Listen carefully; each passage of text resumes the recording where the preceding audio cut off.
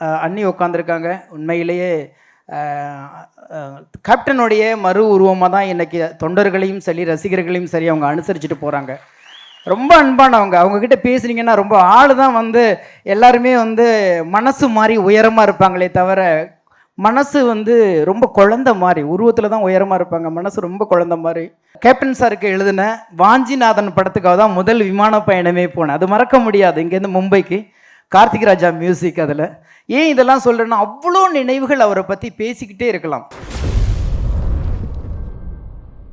இந்த மேடை வந்து ரொம்ப நெஞ்சுக்கு நெருக்கமான மேடையாக இருக்குது. ஏன்னா இந்த நிகழ்வு தொடங்கினதுலேருந்து நெறியாளர் வந்து சொன்னதும் போல் ஒரு பாசத்தின் குடும்பமாக தான் எல்லாருமே இங்கே வந்திருக்கிறோம். ஒரே குடும்பமாக அப்படிங்கும்போது அந்த குடும்பத்தில் கடைசி பையனாக நானும் வந்திருக்கேன்னு நினச்சிக்கிறேன்.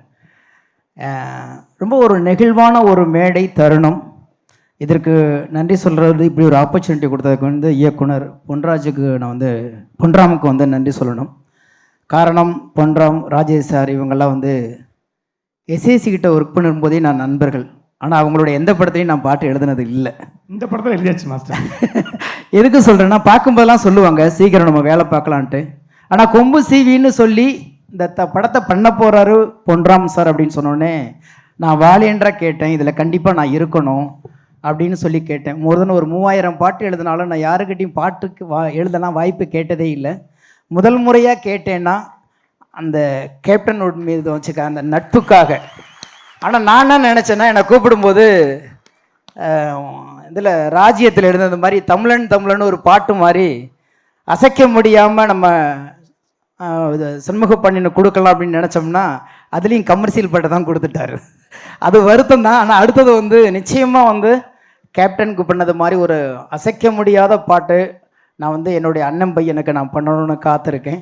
காரணம் அப்படி தான் ஒரு உறவு முறையாக தான் இந்த மேடை ரொம்ப அழகாக இருக்குது. இந்த தொடர்ந்து இந்த கிராமிய பாடல்கள் இப்போ சொல்லும்போது ரியோ பேசினபோது கூட சொன்னாங்க பருத்தி வீரன் பாடல்கள் எல்லா பாட்டும் நான் தான் எழுதினேன்.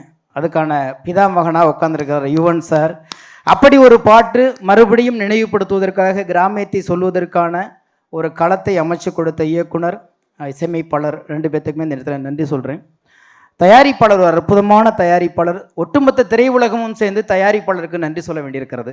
எங்கள் வீட்டு பிள்ளைக்கு ஒரு மிகப்பெரிய ஒரு தயாரிப்பை இங்கே தொடங்கி இது கூட கேப்டன் மீது உள்ள அன்பு தான் நான் நினைக்கிறேன். ஏன்னா நீங்கள் நினச்சிருந்தீங்கன்னா இந்த பணத்தை அல்லது இந்த ஒரு இன்வெஸ்ட்மெண்ட்டை பெரிய ஹீரோக்கள், இன்னும் முகம் தெரிந்த ஹீரோக்கள், வேறு ஹீரோக்கள், வியாபாரம் நடக்கக்கூடிய ஹீரோக்களை வச்சு நீங்கள் எழுதியிருக்கலாம்.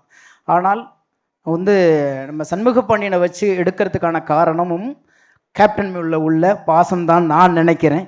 அதுவாக தான் உண்மையாக இருக்கும்னு நினைக்கிறேன். ரெண்டாவது ரொம்ப மகிழ்ச்சி. எப்போதுமே பொறாமப்படுவோம். சினிமாவில் பார்த்தா ஒரு சில நண்பர்களை பார்த்தா தான் பொறாமப்படுவோம். எல்லாரும் சொன்னது மாதிரி எப்படி சரசாருக்கு வயசே ஆக மாட்டேங்குன்னு தெரில. ஒவ்வொரு முறையும் இங்கே கெட்ட போட்டே ஒரு வயசானவராக காமிக்க வேண்டியதாக இருக்குது. ஏன்னா அவர் இருந்து அந்த பக்கப்பலமாக தம்பியோடு நின்று இங்கே வந்து ஒரு பெரிய களம் விளையாண்டுருக்காரு. இயக்குனரை பற்றி சொல்ல வேண்டாம். அவர் தொட்டதெல்லாமே ஹிட்டு, எல்லாமே கமர்ஷியல் தான். அந்த கமர்ஷியலில் நானும் ஒரு ஓரமாக இருக்கேன் அப்படிங்கிறது ரொம்ப மகிழ்ச்சியாக இருக்குது. அதை மீறி அண்ணி உட்காந்துருக்காங்க. உண்மையிலேயே கேப்டனுடைய மறு உருவமாக தான் இன்றைக்கி தொண்டர்களையும் சரி ரசிகர்களையும் சரி அவங்க அனுசரிச்சுட்டு போகிறாங்க. ரொம்ப அன்பானவங்க. அவங்கக்கிட்ட பேசுனீங்கன்னா ரொம்ப ஆள் தான் வந்து எல்லாருமே வந்து மனசு மாதிரி உயரமாக இருப்பாங்களே தவிர மனசு வந்து ரொம்ப குழந்த மாதிரி உருவத்தில் தான் உயரமாக இருப்பாங்க. மனசு ரொம்ப குழந்த மாதிரி. அவங்க ஒவ்வொரு முறை தம்பி நல்லா இருக்கீங்களான்னு கேட்கும் போதெல்லாம் எனக்கு கேப்டன் கேட்குறது மாதிரியே ஆகும், வந்துக்கிட்டே இருக்கும். கேப்டன் எங்கே பார்த்தாலும் கேட்குறாரு. அவர் கூட ஒரு 6-7 படங்கள் நான் வேலை பார்த்துருக்கேன். முதலாக இன்றைக்கி வந்து ஏறத்தாழ ஒரு 35-40 நாடுகளுக்கு நான் பறந்து வந்துட்டேனாலும் முதல் விமான பயணமே கேப்டன் சாருக்கு எழுதின வாஞ்சிநாதன் படத்துக்காக தான் முதல் விமான பயணமே போனேன். அது மறக்க முடியாது. இங்கேருந்து மும்பைக்கு கார்த்திக் ராஜா மியூசிக். அதில் ஏன் இதெல்லாம் சொல்கிறேன்னா அவ்வளோ நினைவுகள் அவரை பற்றி பேசிக்கிட்டே இருக்கலாம். அதனால் திரையுலகத்தினுடைய செல்லை பிள்ளையாகவும் திரையுலகத்துடைய மூத்த அண்ணனுடைய மகனாகவும் நாங்கள் எப்போதுமே உங்களை பார்த்துக்கிட்டே இருக்கோம். நீங்கள் வளர்ந்தீங்கன்னா நாங்கள் வளர்ந்தது மாதிரி சந்தோஷப்பட்டுக்கிட்டே இருக்கோம். உங்களை இன்னும் சொல்லப்போனால் கேப்டனுக்கு நாங்கள் திருப்பி செய்ய முடியாத அன்பையெல்லாம் உங்களுக்கு செய்யணும்னு பார்த்துக்கிட்டே இருக்கோம். அதுக்கான காலம் வருவதற்காக நான் மட்டும் இல்லை, கேப்டனை உண்மையாக நேசித்த திரைத்துறையில் அத்தனை கலைஞர்களும் தொழில்நுட்ப கலைஞர்களும் தயாரிப்பாளர்களும் ரசிகர்களும் இருக்காங்க. அதனால் நீங்கள் அன்பால் உருவான குழந்தை, அன்பு தோற்பதே இல்லை, அன்பு வெல்லும், இந்த கொம்பு சீவியும் வெல்லும் என்று நம்புகிறேன். வாழ்த்துக்கள். நன்றி நன்றி நன்றி அண்ணா. நீங்கள் உங்களுடைய ஆசைகள் எல்லாத்தையும் இந்த மேடையில் சொல்லியிருக்கீங்க. அது எல்லாமே நடக்கட்டும்னு இந்த யூனிவர்ஸே அப்படி தான் ஆசைப்படுது. நம்ம நினைக்கக்கூடிய எல்லா விஷயங்களும் அப்படி தான் இன்றைக்கி இங்கே இருக்க ஒவ்வொருத்தருடைய வாழ்த்துறையும் உங்களுடைய வாழ்த்துறையும். கொம்பு சீவி இதை வைத்து ஒரு கேள்வி ஒன்று கேட்டிருக்கோம்லண்ணே, உங்கள் லைஃப்பில் உங்களை யாராவது கொம்பு சீவி விட்டுருக்காங்களா? நிறைய சீவி விட்டுருக்காங்க. நிறைய அதையும் நம்ம முட்டாள்தனமாக நம்பிட்டு கொஞ்சம் சிரிச்சுக்கிட்டு நம்மக்கிட்ட என்ன சொன்னாலும் நம்பிடுவோம். அதுதான் மனித இயல்பு. நம்ம மேலே இறக்கப்படுறது மாதிரி இறக்கப்பட்டு எவனையாவது பழிவாங்க, நம்மளை ஆயுதமாக பயன்படுத்துவாங்க. அதுதான் இந்த யுகத்தோடைய ராஜதந்திரம்னு சொல்லுவாங்க. ஆனால் அதுதான் ஃப்ராடு. அப்படிலாம் நிறைய பேர் கொம்பு சீவி விட்டு தெரியாத இடத்துல போய் மோதி உடஞ்செல்லாம் வந்திருக்கோம்.